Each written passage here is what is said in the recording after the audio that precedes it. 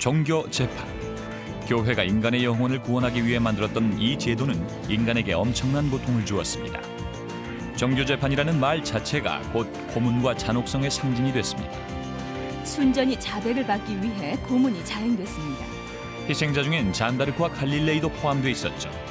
과연 실제로 어떤 일이 있었을까요?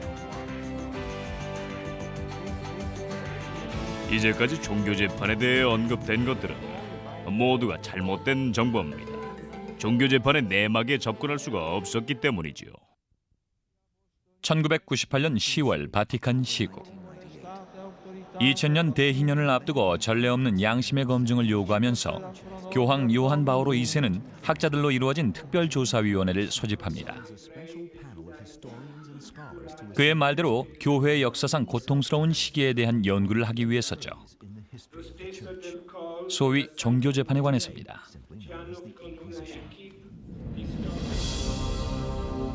연구를 돕기 위해서 교황은 종교 재판에 대한 비밀 기록을 공개할 것을 선언합니다. 200년에 걸쳐서 외부 학자들에게도 접근이 제한되었던 고문서죠. 당시 79살의 교황은 자신의 이력상 가장 중대한 문제로 고심을 합니다. 교회는 과연 종교 재판 기간 동안에 지었던 범죄에 대해서 공식적인 사과를 해야 할 것인가? 이 문제는 역사학자들 사이에서도 논란이 많습니다. 저는 회의석상에서 사과는 필요하지 않다고 확고하게 말했습니다.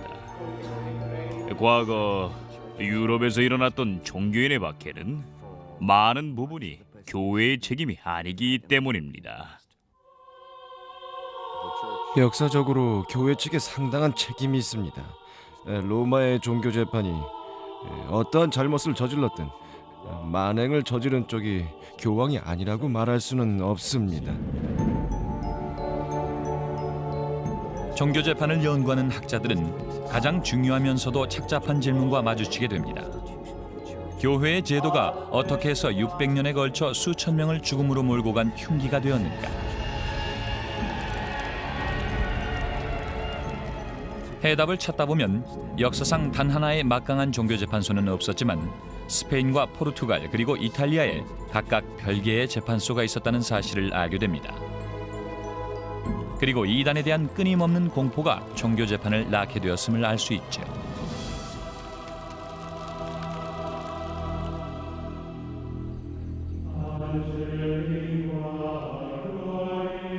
중세 암흑 시대가 한창이던 1100년경.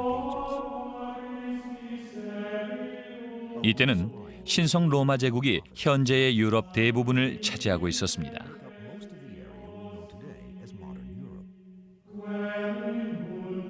로마의 콘스탄티누스 대제가 기독교로 개종하고 나서 800년 뒤, 한때 반동으로 여겨졌던 기독교는 이제 유일하게 합법적인 신앙으로 자리 잡으면서 개인 생활과 사회, 정치 등 모든 방면에 스며듭니다.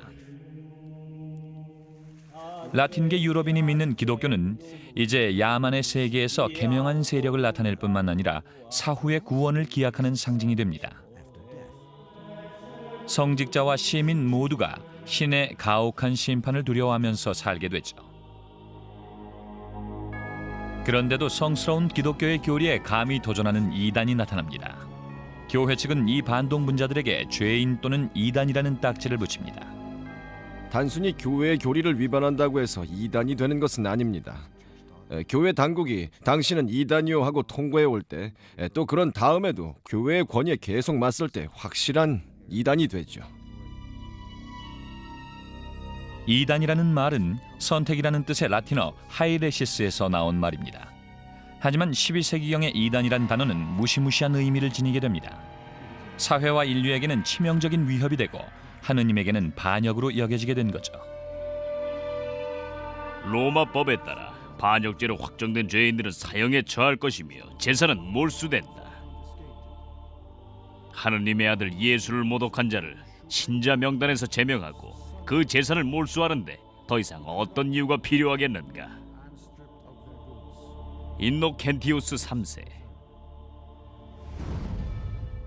교회 측이 강력한 입장을 밝혔음에도 불구하고 자유로운 생각을 하는 집단이 계속 나타나 하느님의 말씀을 자기들 식대로 해석을 하겠다고 고집합니다.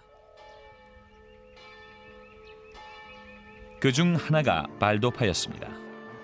발도파는 프랑스 남부와 이탈리아 북부 지방을 돌아다니며 청빈한 생활을 하던 순회 전도사들이었습니다. 발도파는 기독교 자체를 너무 단순하게 보는 관점이 문제가 됩니다.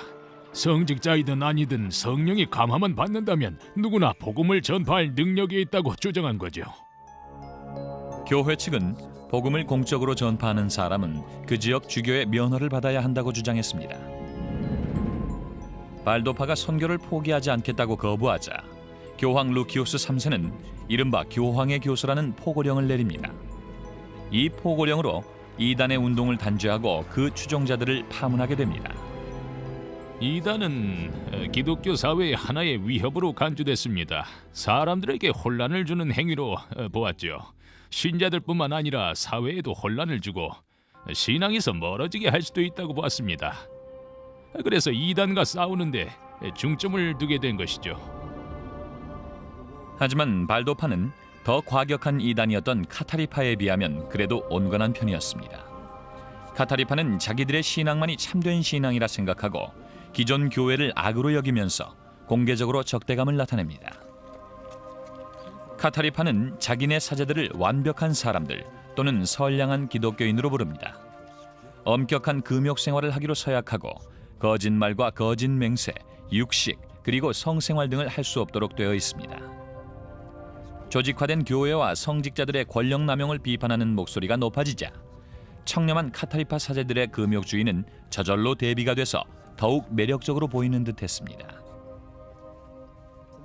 그런 점에서 위대한 군주처럼 살고 있는 법률가나 행정관료들이 운영하는 기존 교회와 비교할 때 그리스도의 생애와 일치하는 삶을 살아가는 집단이 있다는 것은 교회 측으로 볼 때는 여간 당혹스러운 일이 아니었습니다. 13세기경 유럽은 이단의 온상이 됩니다. 남부 프랑스에서는 카타리파가 번성을 합니다. 1208년 랑게독 지방에서 선교를 하던 교황의 대표 한 명을 카타리파 공모자가 살해하는 사건이 일어나자 마침내 긴장이 확산됩니다. 격노한 교황 인노켄티우스 3세는 이단을 응징하기 위해 새로운 종류의 십자군을 소집합니다.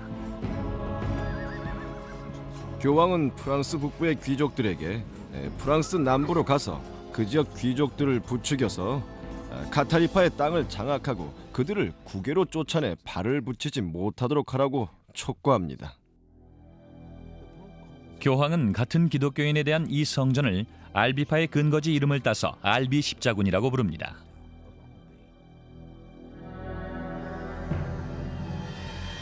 북부 십자군들이 저지른 잔혹한 만행은 가히 전설적입니다.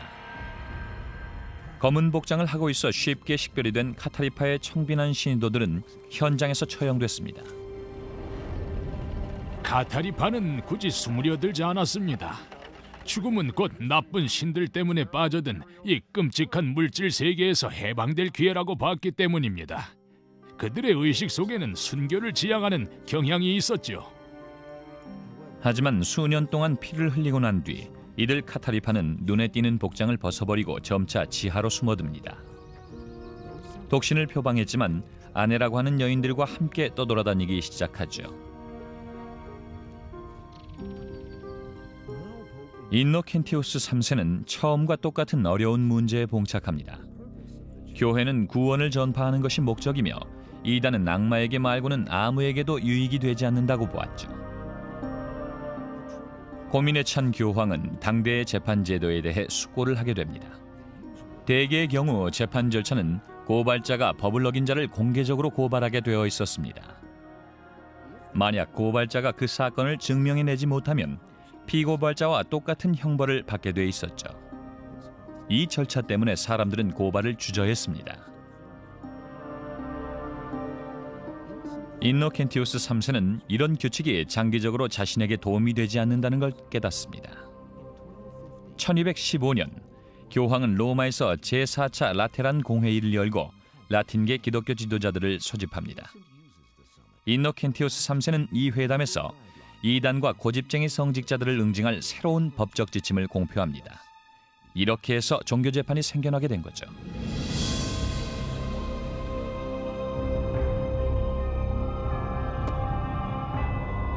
이때 나온 종교 재판 제도는 혁신적인 것이었습니다. 현재의 대배심 제도와 비슷하지요. 그럴듯한 고발 사유가 나오면 일단 기소를 하는 식입니다. 증거를 반드시 댈 필요는 없죠. 이 사람이 죄가 있을지도 모른다고 할 만한 심증이나 증거만 되면 되는 것입니다. 이노켄티우스의 새로운 종교재판법에 따라 조사관은 그 사회 구성원의 의견을 비밀리에 수집해서 사건을 구성할 수 있는 권한을 갖게 됩니다. 1231년경 교황 그레고리우스 9세는 이단의 악행을 조사하는 임기제 특별조사관제를 신설하고 임명제로 하겠다고 주창합니다. 이렇게 해서 중세 종교재판은 무서운 복수로 시작됩니다. 종교재판의 목적은 이단을 멸하기 위한 것입니다. 이단을 멸한다는 것은 이단을 태워 없앤다는 것을 의미했죠.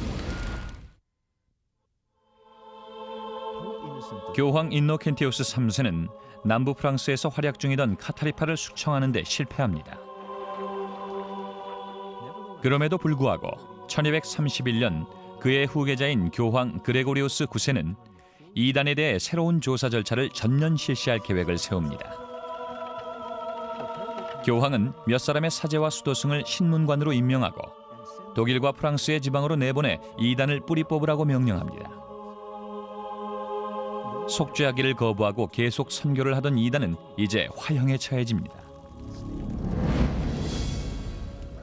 이단 색출에 실패한다 해도 이단은 지옥에 갈 테니까 많은 사람들을 구해내는 것이 목적이었죠. 그러려면 이단을 식별해내야 됐습니다. 그레고리우스 교황은 좋은 조사관을 찾기가 어렵다는 것을 곧 깨닫게 됩니다. 열성문자들은 광신적이어서 통제하기가 어려웠습니다. 초기 조사관들 중에서 가장 악명 높았던 이는 마르부르크의 콘라드입니다. 그는 교황에게 독일에서 루시페르라는 비밀 이단을 찾아냈다고 장담합니다. 폭력 조직으로 이단을 검거한 것이었죠. 때로는 속죄와 화형 중에서 선택을 강요했습니다.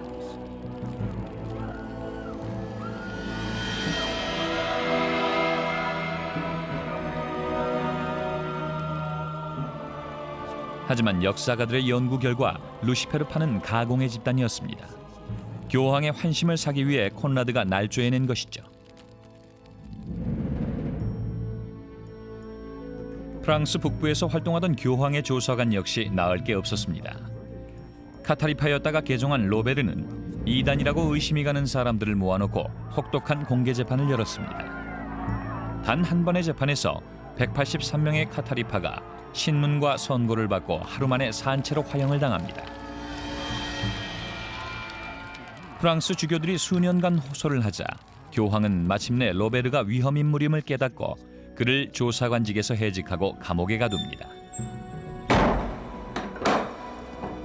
어떤 조치를 내려야만 했죠.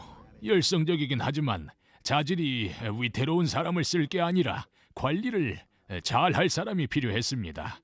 그레고리우스 9세가 도미니쿠 수도회로 기울어지면서 그런 계기가 오게 되죠. 1216년 도미니쿠스 성인에 의해 창설된 도미니크 회는 조사관의 임무를 수행하는 데 적임자였습니다. 신학자로서 교육을 받은 이들은 각지를 편력하면서 선교하는 생활에 익숙했죠. 13세기 중반에는 그레고리우스 9세가 수십 명의 도미니크회 조사관을 내보내 카타리파와 발도파 등 이단 종교 집단을 색출해내도록 명합니다. 교황은 프랑스와 이탈리아, 독일, 스페인 등지의 주교들에게 조사관들이 파견될 것이라고 공식 선언합니다. 각 지역의 주교는 이 조사관들을 기꺼이 맞아들여 경의를 표할 것이며 조언과 함께 임무 수행에 협조하기를 요청하는 바입니다. 그리하여 이들이 자신들에게 부여된 임무를 수행할 수 있도록 배려해주기 바라오. 그레고리우스 9세는 이 서신에서 주교들에게 단순한 환대 이상의 것을 요구하고 있습니다. 이단을 찾는 과정에서 교황의 조사관들은 내부 정보에 의존할 수밖에 없게 됩니다. 염탐꾼으로 활동하는 사제들의 정보원이 수집한 풍문이나 정보들이죠.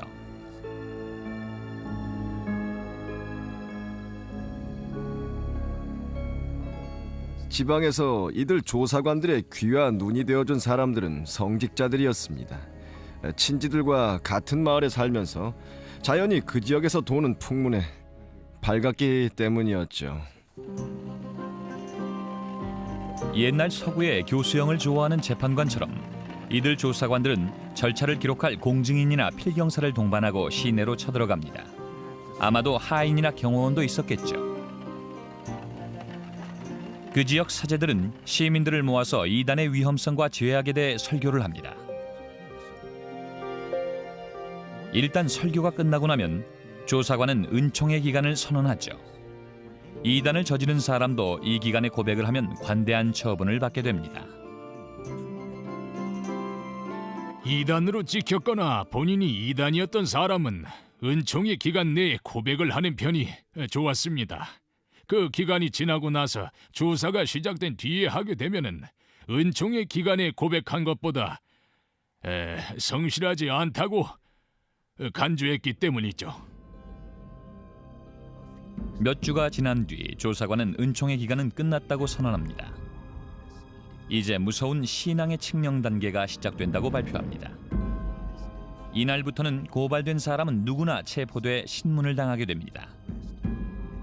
조사관은 모든 증언은 비밀에 붙일 테니 의심이 가는 사람은 누구나 고발하라고 사람들을 부추깁니다.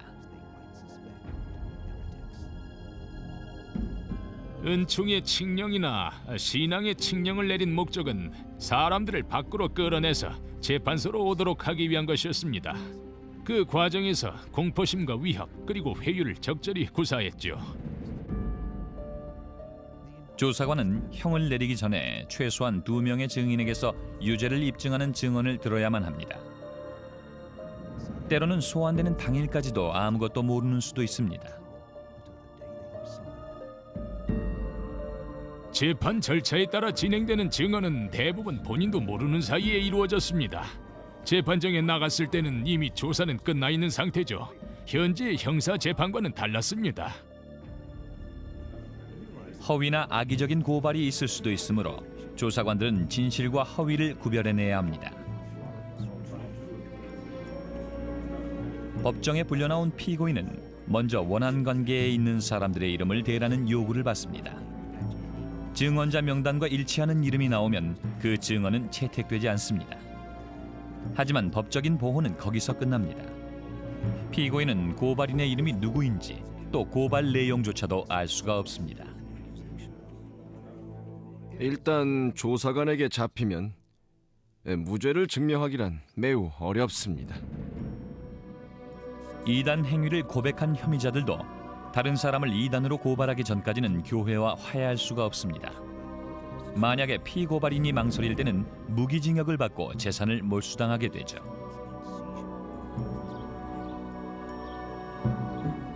만약 비협조적으로 나간다면 급식량을 줄이고 쇠사슬로 벽에다 묶어두었습니다. 그래서 처음에 고백을 하도록 만들기 위해 멀리 떨어진 곳에다 오랜 시간 동안 가둬두고 괴롭히는 수법을 쓰기도 했죠. 과연 조사관들은 어떻게 그 작업을 해냈을까요? 조사의 노하우를 알려주는 책들이 남아있어 그 시대를 어렴풋이 들여다보게 해줍니다. 1324년 퇴역 조사관인 베르나르 귀가 쓴 이단 행위에 대한 조사 업무라는 책이 있습니다. 그의 행적은 수많은 역사 소설과 영화 장미의 이름 제작에도 많은 영감을 주게 되죠. 그는 17년 동안의 신문을 기록한 책에서 자신을 개인 십자군이라고 불렀습니다.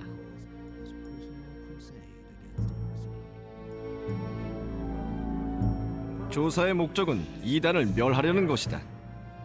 이단을 멸하기 위해서는 이교도를 처단해야 한다. 1324년 베르나르 귀. 조사관들은 자신들이 전투요원이라고 생각했습니다. 이단이 정말 있고 동조자도 번성을 하고 있다고 생각하고서 그들을 없애겠다는 의욕에 불타 있었죠. 나중에 나온 신문 지침서는 1376년 아라곤의 조사관 니콜라스 에머리키가 쓴 책입니다. 14, 15세기 조사관들에게는 헌신적인 정신과 끈질긴 지구력이 요구되었다고 기술하고 있습니다. 심지어는 용의자를 속여서 자백을 받아내는 영리한 수책도 포함되어 있습니다. 제가 찾아낸 것 중에 섬뜩한 내용이 있는데요. 조사관이 자기 무릎 위에 서류 뭉치를 놓고 내려다봅니다. 용의자가 증언을 하면 확인하는 척하면서 이렇게 말하죠. 아니야, 사실이 아니야. 거짓말하는 거 다 알아. 그러면 용의자는 조사관이 다른 사람의 진술서를 갖고 있는 줄 알게 되죠. 사실은 백지뭉치인데 말이죠. 진실을 얻어내기 위해 성실하게 노력하는 조사관들에게는 매우 큰 혜택을 주었습니다. 피고인의 권리를 다소 짓밟는 행동을 하더라도 진실을 얻기 위한 것이라면 양해를 해주는 것이죠. 또 하나 조사관들이 하는 일 중에 끔찍한 일이 있었습니다. 바로 고문이죠.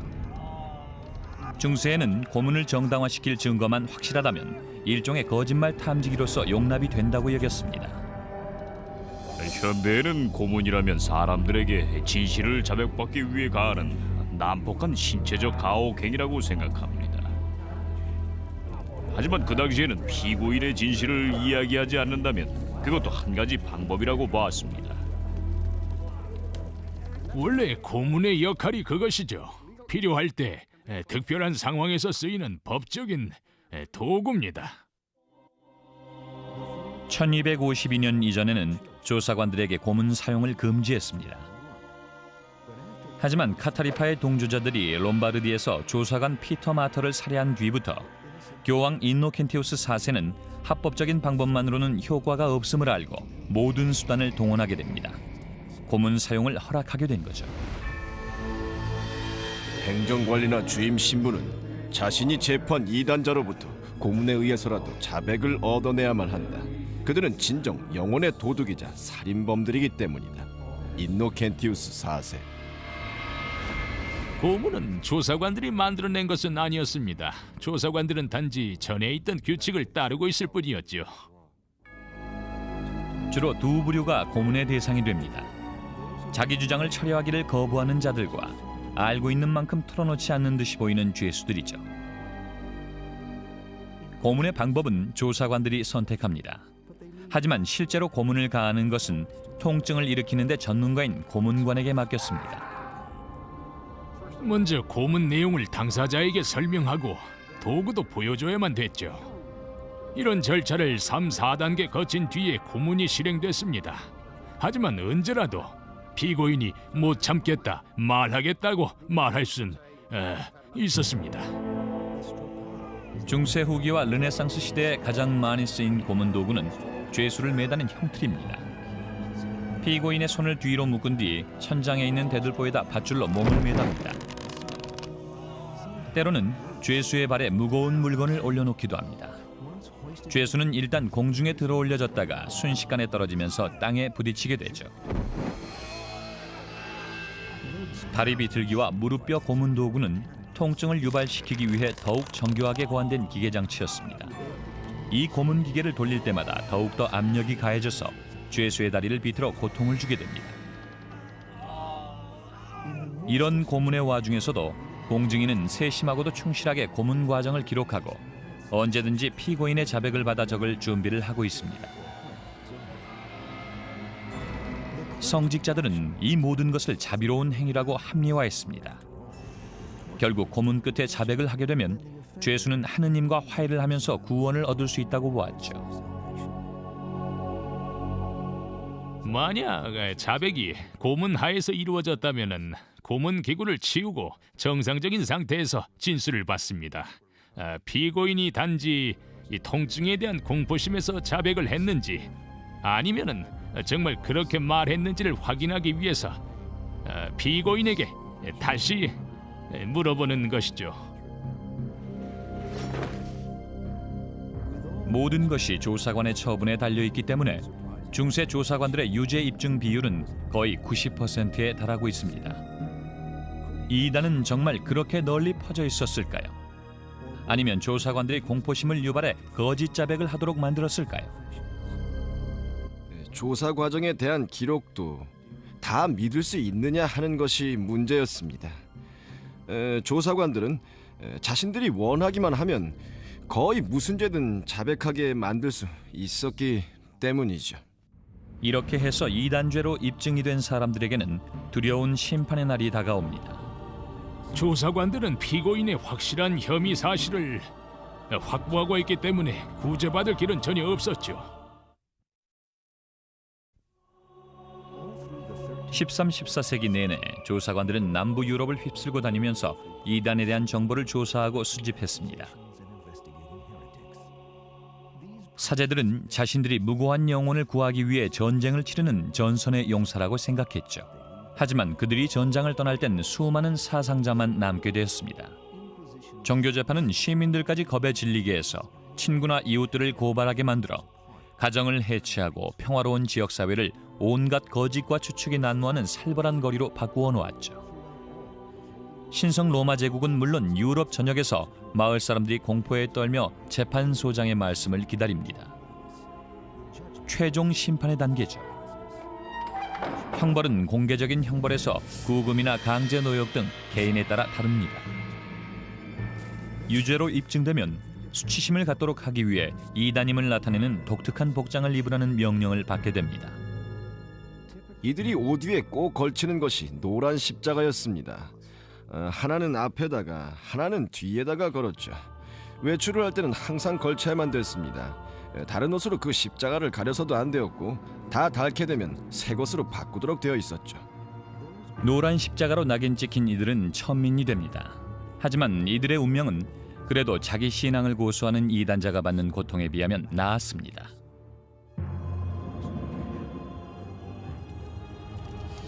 이들이 받는 형벌은 처형이었죠. 교회법에 따르면 이 피해 심판에는 성직자는 아무도 참여하지 못하게 되어 있었습니다. 조사관들은 이 규칙을 지키느라 이단자들을 세속의 관리들에게 넘겼습니다. 조사관들은 더러 위선적인 악어의 눈물을 흘리기도 하고 정부 당국자가 자비를 베풀기를 바란다는 말을 하기도 했습니다. 하지만 화형을 당할 것은 너무나 뻔한 일이었죠. 이단으로 심판을 받은 자들이 종교재판에 의해 행정당국자에게 넘겨질 때 그 시의 치안 판사는 당장 처형해야 하고 적어도 5일 안에 처형해야만 한다. 1252년 인노켄티우스 4세. 수도 원장이 내린 선고 내용을 실천하기 위해서 세속의 행정당국자는 죄인을 성문 밖으로 데리고 나갑니다. 거기서 불붙기 쉬운 불쏘시개가 수북히 쌓인 한가운데에다 높은 말뚝을 세우고 죄인을 붙들어맵니다. 조사관들은 절대 처형장엔 참석하지 않습니다. 처형장에서도 신부에게 마지막 고해성사를 할 수 있습니다. 하지만 세속의 법정으로 넘어간 이상 방법은 없죠. 거기서 처형권을 갖기 때문입니다. 화형이란 상상만 해도 끔찍한 처형 방법입니다. 죄인이 완전히 불에 다 타기까지는 몇 시간이 걸리죠.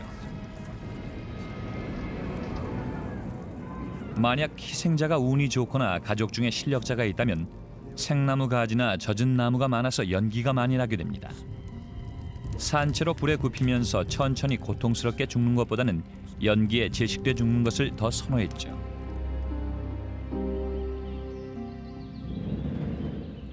심지어는 죽은 뒤에도 종교재판의 마수에서 벗어날 수가 없었습니다. 때로는 몇 년 전에 죽은 사람들도 사후에 기소당해 이단으로 유죄 판결을 받게 됩니다. 그러면 묘지를 파서 유골을 불에 태웁니다.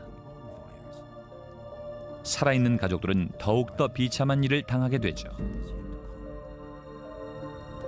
세속의 경찰이 죽은 이단자의 재산을 몰수해 가족들을 빈털터리로 만들었습니다. 신앙이 아무리 좋아도 소용없었죠.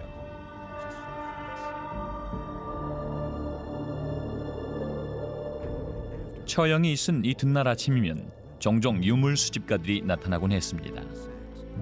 시신을 태운 잿더미를 훑으려고 자루도 가져왔죠. 하지만 귀신도 미치광이도 아니었습니다. 처형된 이들이 진정한 순교자이며 숭배할 가치가 있다고 믿는 사람들이었죠. 많은 사람들이 이렇게 생각했죠. 이단은 선량한 기독교인이고 조사관이 악인이다. 그래서 반격에 나서게 됐죠. 14세기경 종교재판은 극에 달합니다. 종교재판이 절정에 달했을 때 교회는 내부에서 파악된 반역자들을 색출해 혹독하게 처리했습니다. 프란체스코회의 분파로 생겨난 이들은 자신들을 영적인 프란체스코회라고 부르면서 창설자인 성 프란체스코의 사상을 포기하고 자신들의 계율을 밀고 나갑니다. 그러자 교황 요한 22세는 이들의 진압을 명령합니다. 영적인 프란체스코회 지도자 4명이 1317년 마르세유에서 화형을 당하면서 남은 신도들은 설득을 당해 교회품으로 되돌아오게 되죠. 교황 그레고리우스 9세가 종교재판을 주창한 지 150년이 지나자 가장 두드러진 이단이었던 카타리파와 발도파는 서유럽에서 거의 근절됩니다.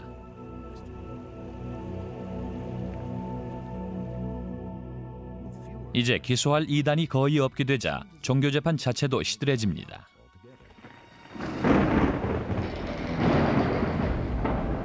그러던 것이 14세기 반대자에 대한 복수의 수단이었던 마녀 사냥으로 되살아나게 되죠. 마녀 사냥도 이단과 연결되어 있습니다. 마력을 얻기 위해 마녀는 신을 부정하고 자신이 세례 교인임을 부정해야 합니다. 자연히 교회와의 계약을 어기고 악마에게 경의를 표해야만 되죠. 악마는 뭐든 공짜로 주진 않으니까요. 초기의 마녀 사냥은 정치로 얼룩지게 됩니다. 1307년 프랑스는 연이은 전쟁의 패전으로 거의 파산을 하게 됩니다. 당시 왕이었던 필립 4세는 템플 기사단이 소유하고 있던 부와 재산이 탐이 났죠. 1차 성지 십자군 전쟁 기간 동안 수도승으로 결성된 이 기사단은 당시 세력이 막강하고 영향력도 컸습니다. 필립 왕은 이들에게 주수를 행사했다는 혐의를 씌웁니다. 그 뒤 7년에 걸쳐서 유럽 전역에서 수천 명의 템플 기사단이 고문과 투호 끝에 화형을 당합니다. 현대 역사가들 중 템플 기사단이 받았던 혐의인 변태와 악마 숭배, 이단 행위 등에서 유죄라고 생각하는 이들은 아무도 없습니다. 저도 순전히 필립 왕이 날조해낸 것이라고 생각합니다. 종교재판이라는 절차가 어떻게 왜곡될 수 있는지를 알려주는 어처구니 없는 예라고 할 수 있죠.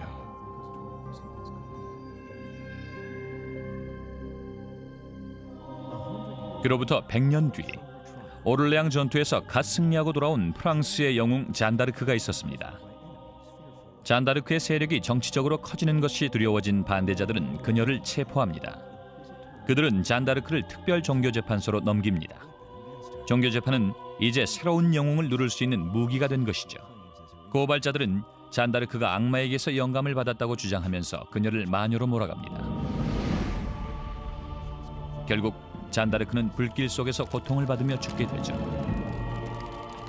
새로 생긴 이단인 마녀는 조사관들이나 세속의 권력자들 모두에게 위험한 존재였습니다. 그러자 가장 악명 높은 마녀 퇴치법이 생겨납니다.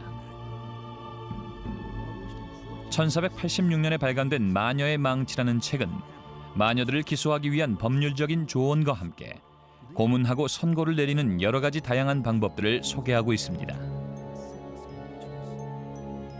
이 책은 마녀들의 이미지를 만들어내는 중요한 문서로서 또 세계 문학사상 여성을 가장 증오하는 작품 중 하나로서 살아남아 있습니다. 여자가 홀로 생각할 때는 오로지 악한 생각밖에 하지 않는다. 여자는 몸과 마음이 다 연약하므로 마녀의 주문에 넘어가는 것이 당연하다. 모든 마녀는 여성 안에 있는 육체적인 욕구가 만족되지 않을 때 생기는 것이다. 마녀의 망치 중에서 이제까지 밝혀진 마녀의 망치의 저자 중에는 하인리 크레머라는 조사관이 있습니다. 하지만 그 사람이야말로 육체적인 욕구를 통제하지 못해 고민에 빠져 있었죠. 1485년 그는 지금의 오스트리아 인스부르크 지역의 종교 재판소를 맡고 있었는데 죄인들이 대부분 여성들인데다가 신문 내용도 성행위에 관한 것이었기 때문에 스스로 궁지에 빠졌지요. 크레머가 병적으로 성에 집착하는 데 놀란 주교는 그를 해임하고 죄수들을 풀어주었습니다. 2년 뒤에 마녀의 망치라는 책이 출간됩니다. 크레머가 인스부르크에서 조사관으로서 체험한 내용과 여성에 대한 혐오감을 바탕으로 하고 있죠. 그 뒤 200년에 걸쳐 마녀의 망치는 베스트셀러가 되고 4개 국어로 출판이 됩니다. 그리고 17, 18세기 동안 유럽과 북아메리카를 공포에 떨게 한 마녀 사냥의 중요한 단서를 제공하게 되죠. 세속의 권력과 카톨릭 그리고 개신교회 모두가 마녀 사냥에 주력하게 됩니다. 15세기경에는 교황청으로부터 새로운 정책이나 비전이 나오지 않자 종교 재판도 점차 사라지기 시작합니다. 대개 조사관이 이단을 추적하고 싶어 해야만 할 일이 있었는데 조사관이 관심이 없으니 아무 일도 없었죠. 그러자 종교 재판은 김이 빠지게 됐습니다. 이제 스페인에서는 영리한 왕과 신앙심 깊은 왕비가 종교 재판을 빙자해서 백성들에게 무서운 권력을 행사하게 됩니다. 한 번에 화형을 당한 사람들의 수는 현재 기준으로 봐도 깜짝 놀랄만 했습니다.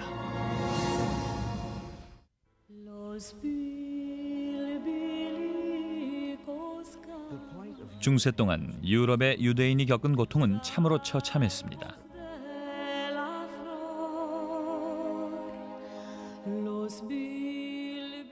이 나라 저 나라에서 추방을 당한 유대인 중 많은 이들이 4세기에 스페인에 정착을 하게 됩니다. 그들은 이곳에서 번성을 하면서 회교도나 기독교인과 함께 비교적 조화롭게 살고 있었습니다.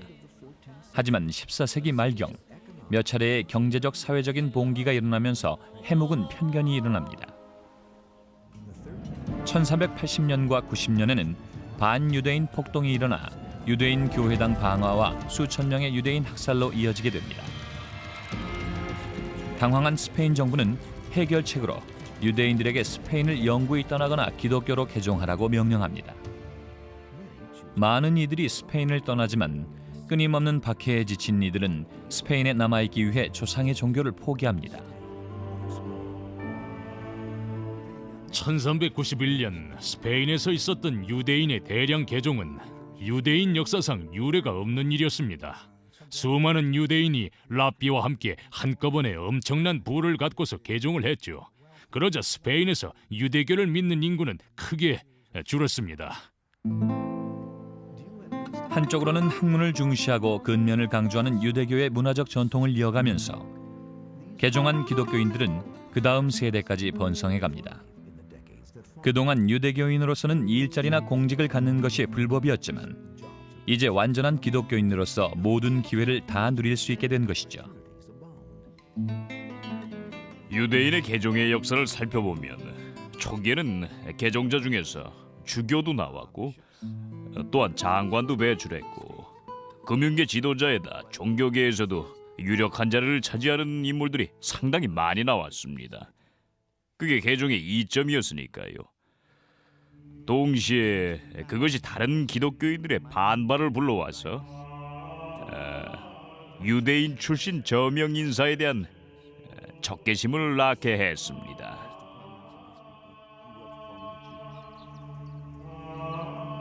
몇 세대가 지나자 스페인 교회의 유력 인사들은 개종자들이 겉으로는 개종한 것처럼 굴면서 비밀리에 유대교 의식을 행하고 있다는 주장을 하기 시작합니다. 유대교 의식을 따르는 이런 현상은 실제로 근거는 있었습니다. 개종했다고 선언한 기독교인도 조상으로부터 물려받은 관습은 지키고 있었기 때문이었죠. 소위 유대교 의식 중에는 신앙의 문제라기보다는 문화적인 측면이 많았습니다. 부모나 조부모가 하던 풍습을 따르는 것이었는데 스스로 보아도 잘못이 없다고 생각을 했습니다. 예를 들면 안식일에 촛불을 켜는 것이었죠.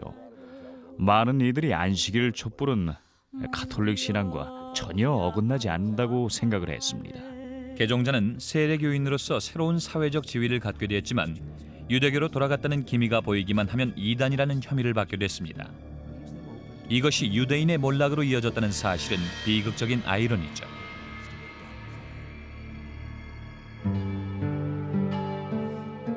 (1469년) 아라곤 왕국의 페르디난도 왕자와 카스티유 왕국의 이사벨라 공주가 결혼함으로써 강력한 두 왕국이 스페인을 통일합니다.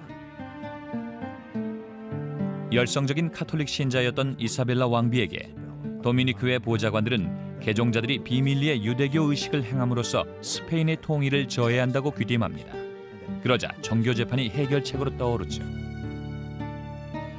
성직자가 종교 재판을 요구한다면 광신적이어서가 아닙니다. 배후에 있는 후원자와 열렬한 신앙인들이 사태의 심각성을 안다고 보기 때문이죠.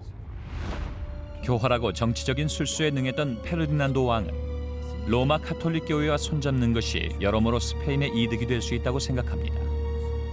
페르디난도의 마음속에는 또 한 가지 노리는 것이 있었습니다. 개종자들의 재산을 어떻게 자기 손에 넣을까 하는 것이었죠.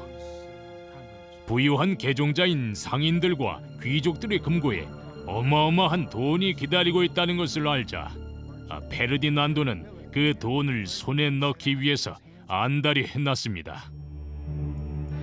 페르디난도 왕이 해야 할 첫 번째 조치는 교황과 접촉해서 스페인 내 유대인 문제에 대해 우려를 표명하는 것이었습니다. 유대인들과의 접촉과 교류를 통해 기독교인들이 큰 고통을 받고 있습니다. 유대인들이 기독교인들을 가톨릭 신앙에서 떼어놓으려고 유혹하기 때문입니다.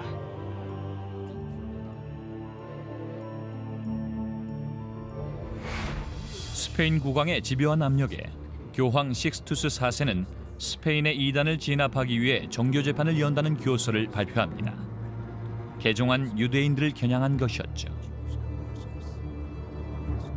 스페인의 정교 재판은 전에 있었던 정교 재판과는 전혀 달랐습니다. 이곳의 규칙은 교황이 아닌 페르디난도 국왕이 모든 재판 활동을 장악한다고 되어 있었습니다. 정교 재판의 최종심인 최고법원은 왕이 임명하는 67명의 조사관들로 구성됐습니다. 오직 한 명 재판소장만 공식적으로 교황의 임명을 받지만 역시 페르디난도 왕이 먼저 후보를 지명하게 돼 있었습니다.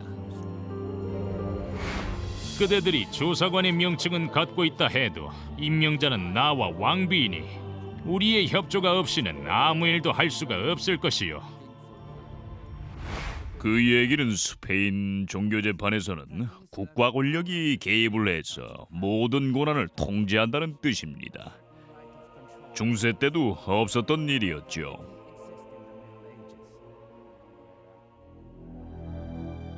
(1481년 2월 6일) 첫 번째 정교 재판인 최종 판결이 세비야에서 열립니다. 스페인 정교 재판의 상징이 되는 이 사건에서 100명의 남녀 개종자들이 비밀리에 유대교 의식을 했다고 하는 혐의로 교회에 불려나와 재판을 받습니다.